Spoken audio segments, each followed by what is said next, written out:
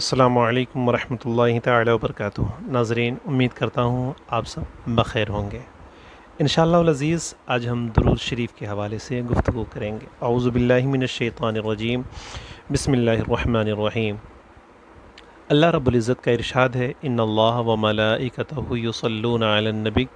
یا ایھا الذین آمنوا صلوا علیہ وسلموا تسلیما۔ بے شک اللہ اور اس کے فرشتے نبی پر درود پڑھتے ہیں۔ اے ایمان والو، تم بھی ان پر درود پڑھو اور بکثرت سلام بھیجو۔ معزز سامعین، اللہ رب العزت نے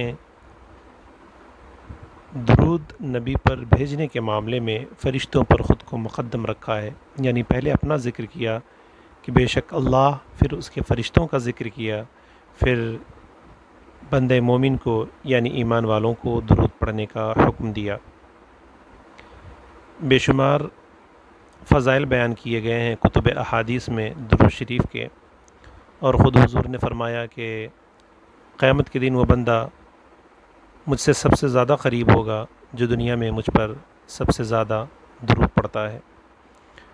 اور درود کے حوالے سے بے شمار فضائل و مناقب بھی بیان کیے گئے ہیں، اور ہم اہل سنت و جماعت کا یہ عقیدہ ہے کہ جب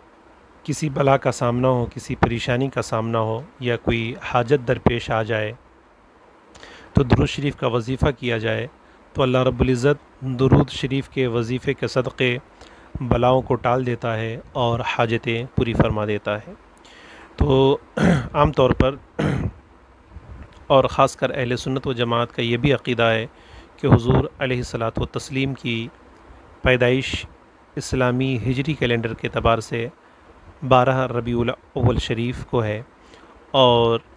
عیسوی کیلنڈر کے اعتبار سے اپریل کے مہینے میں آپ کی تاریخ ولادت بیان کی جاتی ہے،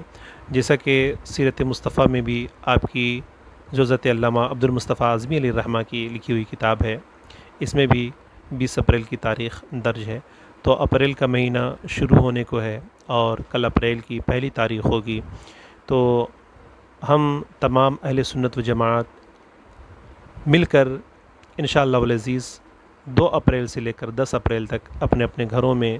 درود کی محفلوں کا انعقاد کریں گے، اور کثرت سے اپنے نبی پر درود پڑھیں گے، درود بھیجیں گے، اور بلاؤں کے خاتمے کی دعا کریں گے اور اپنے اپنے حفاظت کی دعا کریں گے۔ واقعی یقین جانیں کتنی خوبصورت گھڑی ہوگی، آپ ہوں گے، آپ کے بچے ہوں گے، آپ کی بیویاں ہوں گی، بہنیں ہوں گی، سارے لوگ جب گھر میں بیٹھ کر درود کا ورد کریں گے، وہ درود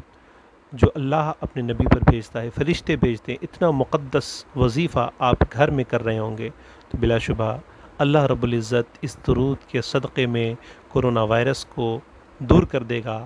اور جو آپ کی حاجتیں ہیں اسے بھی پوری فرمائے گا۔ تو یہ ضرور اپنے گھر میں اس کا اہتمام کریں۔ آپ